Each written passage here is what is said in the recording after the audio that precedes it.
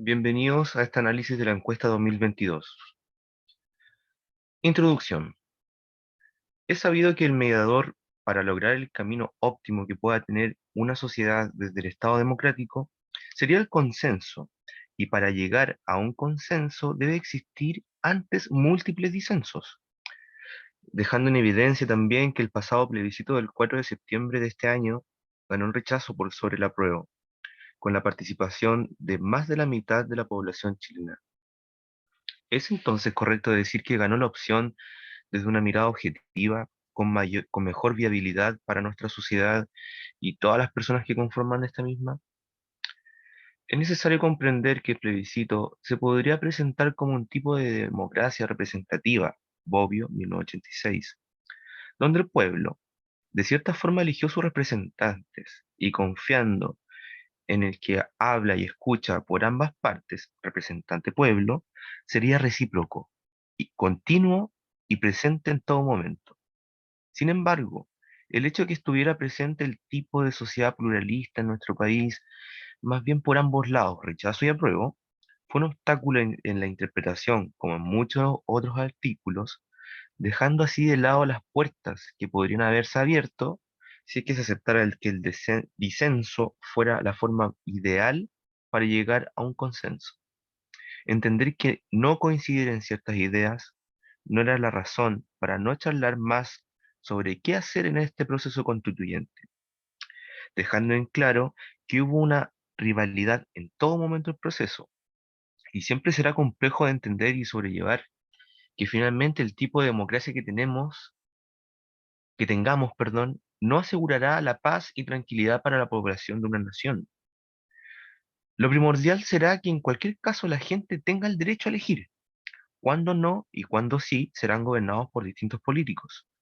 A elección libre de si dicho sujeto, en lo amplio que puede llegar a ser un parlamento, o en el caso de los participantes de la convención constituyente, por ejemplo, puedan ampliar sus horizontes de conocimiento y de libre escucha, para así llevar a cabo la mejor forma de estructurar con derechos un país. Siendo más directo entonces, ¿por qué la democracia directa, y dejando entrar también nuestra posición?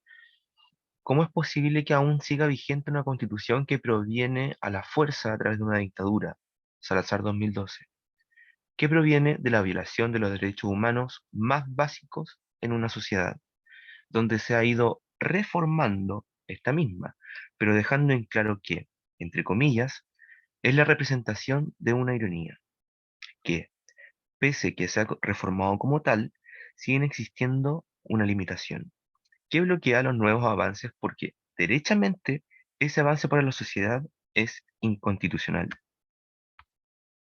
Entonces, ¿por qué si confiamos, damos poder a otros sujetos que quizás no son especialistas en la materia de cuál se encargan?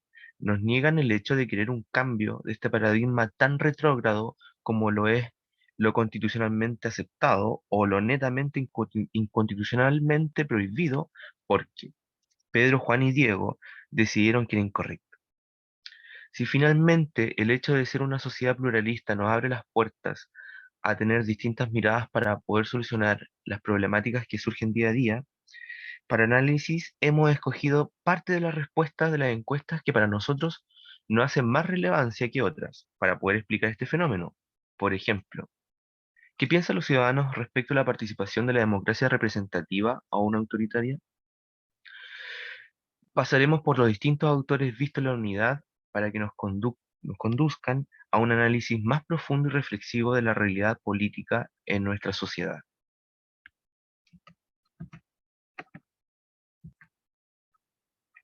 En la primera pregunta de la encuesta podemos ver que la mayoría prefiere una democracia ante un régimen totalitario, aunque si nos fijamos por rango etario, las personas arriba de 60 años fueron los que más votaron porque en algunas circunstancias un gobierno autoritario puede ser preferible a uno democrático, 25%. Esto nos invita a reflexionar respecto a que, si pensamos en una sociedad moderna, líquida, el estado sólido, comillas, de la modernidad, siempre nos pedirá volver a lo más firme o estable. Bauman 2002. Por ejemplo, en la supuesta rigidez y estabilidad que otorgó la dictadura en la percepción de los adultos mayores en este caso. En los resultados del 8,4% que les da lo mismo y el 8,6% que no responde, es transversal a la edad, por lo que tienen un porcentaje similar en cada etapa. Entonces, desde el texto de la modernidad de Bauman, modernidad líquida de Bauman, perdón, podemos analizar que en Chile se desconoce las realidades de las personas, sobre todo aquellas de la clase media y baja. La clase alta hace caso omiso de la situación país, mientras a ellos no les afecte todo continuará igual.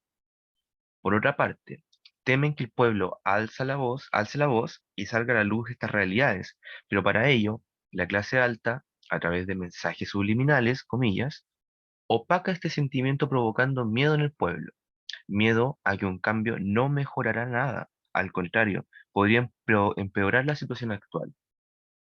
Bauman.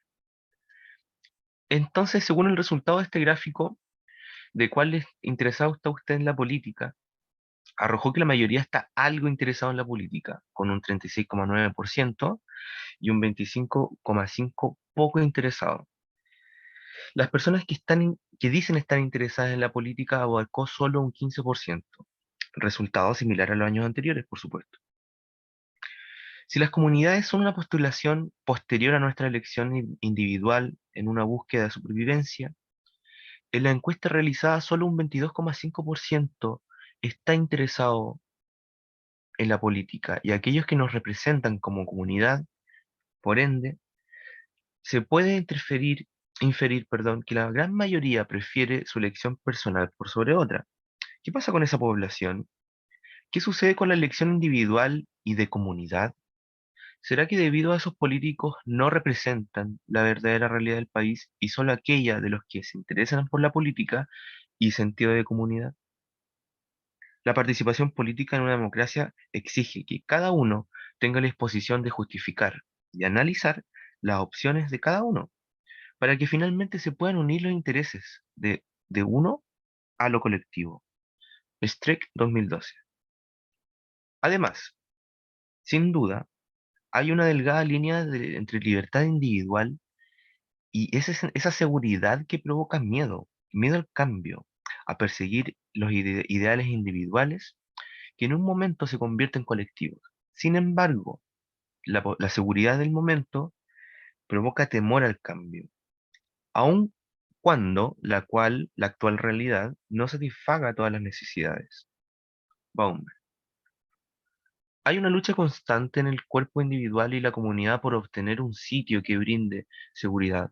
Sin embargo, estamos expuestos constantemente a cambios que nos dejen lejos de sentirnos protegidos.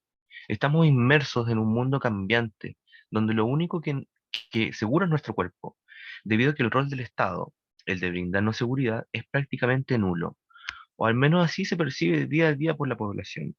Bauman. Yendo directo a la pregunta del interés política, las personas que están algo o poco interesadas podrían perfectamente caber en la misma categoría, ya que estar algo interesadas nos da una impresión de estar medianamente interesadas, es decir, que no realizan un seguimiento participante o entendimiento profundo de los acontecimientos.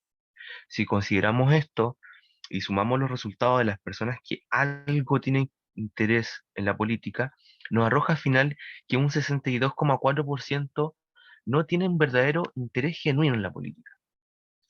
Por, por lo que este resultado, perdón, no hace sentido, nos hace sentido si lo entendemos que el bajo interés viene produciéndose principalmente por el descrédito que ha venido plasmándose en la institución política, bajando significativamente su participación, la participación del ciudadano, en parte por Bauman en la modernidad líquida, entra con esta desacreditación de los políticos.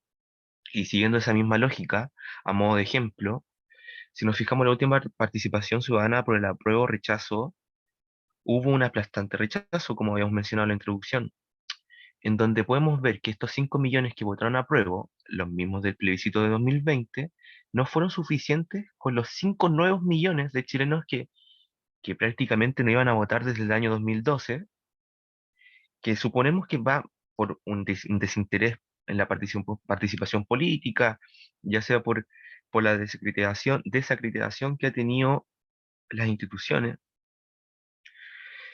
y también que se entiende que votaron por desinformación, del desinterés político que ha venido arrastrándose por nuevamente el descrédito de la institución.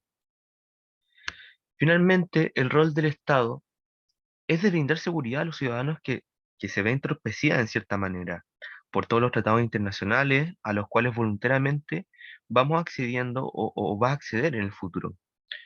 Y por lo mismo está regido por leyes internacionales que le impiden actuar en aras de su nación, aun cuando éste le esté perjudicando. Porque en definitiva todo repercute en el modelo económico internacional al cual nos vemos enfrentados.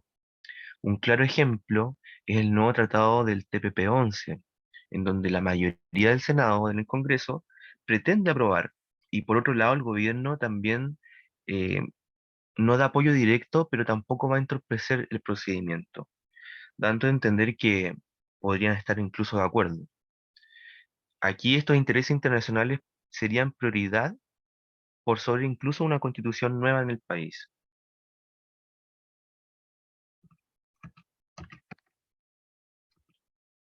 Vamos yendo a una conclusión. Aquí, cómo se ejerce la democracia en Chile ha sido un tema histórico y de revisión continua. Reflejo de la sociedad, reflejo de lo que la sociedad chilena interpreta como democracia es el plebiscito constitucional, en donde la mayoría, mediante este ejercicio, decidió rechazar y esta nueva constitución, en donde pueden haber múltiples preguntas acerca de cómo se llega a este resultado. Pero antes que nada, hay que tener un panorama sociohistórico de los hechos en torno a las constituciones que en esta conclusión vamos a rozar. Salazar ofrece que en esta revisión histórica, en torno a las últimas constituciones del 33, 25 y 80, en donde se evidencia que en general es una imposición del poder político y la perpetración de un modelo económico mercantilista. Ejemplos son el contexto sociopolítico del 63 y 2019, que, si bien son muy distintos, lo que tienen en común es un descontento que parte de la sociedad en busca de un cambio por la vía política y que, sin embargo, no se logra concretar por distintas razones históricas. El poder político se termina alejando de las demandas sociales y se deja de lado esta búsqueda de cambios. El discurso que se ha instaurado alrededor de las constituciones es que, comillas, es lo mejor para la democracia, cierre comillas. Y los resultados más representativos de las encuestas cuando se pregunta acerca, comillas, lo más esencial para una democracia, giran en torno a dos puntos. Elecciones limpias y transparentes, 35%, una economía que asegure el ingreso digno, 23,1%, y tercero, autoridades que representen a los ciudadanos. Estas tres, sin dejar de lado las otras, son las que mayormente obtienen resultados. Y tanto estos resultados como las búsquedas de cambios sociales en la Constitución caen en la interpretación de la fragilidad que mantiene el discurso de poder hacia la democracia, como mencionamos anteriormente. Quizá en estas elecciones de 2022 hubo un rotundo rechazo porque las personas prefieren un sistema que les brinde una seguridad económica y que tengan cierto margen de seguridad que les asegure participar de vez en cuando en decisiones del Estado. Pero aún así, lo que se sigue manteniendo en un discurso, perdón, lo que se sigue manteniendo es un descontento hacia quienes ejercen la política representativa. Han pasado 159 años y, como menciona Salazar, abro comillas, otro grupo opositor indicado, luchó desde las calles y emergió, a título de representar las clases medias del siglo XIX. Cierre comillas. La constante del problema no es que se represente al Estado mediante figuras democráticas. La problemática radica en una mala representación coartada por la política, cosa que se ha convertido en una constante en la historia de Chile, que a modo de amparo hacia la Constitución encuentra un refugio en la vía de la inconstitucionalidad y en la paridad parlamentaria para retrasar o rechazar nuevos proyectos que nacen desde una necesidad social contextual actual. Ahora, el intento ambicioso para cambiar la Constitución desde adentro es el de, es el de las reformas estructurales de 1964 y 73, Salazar, 2012. Para esto, es en sí seguir mencionando lo mismo, con la diferencia que en el periodo existe una interferencia por parte de una potencia mundial y la instauración de la Operación Cóndor, por ejemplo, ante la insurgencia del pensamiento político de izquierdas, lo que nos lleva nuevamente hacia una imposición constitucional político-militar en el Estado. Muchas gracias.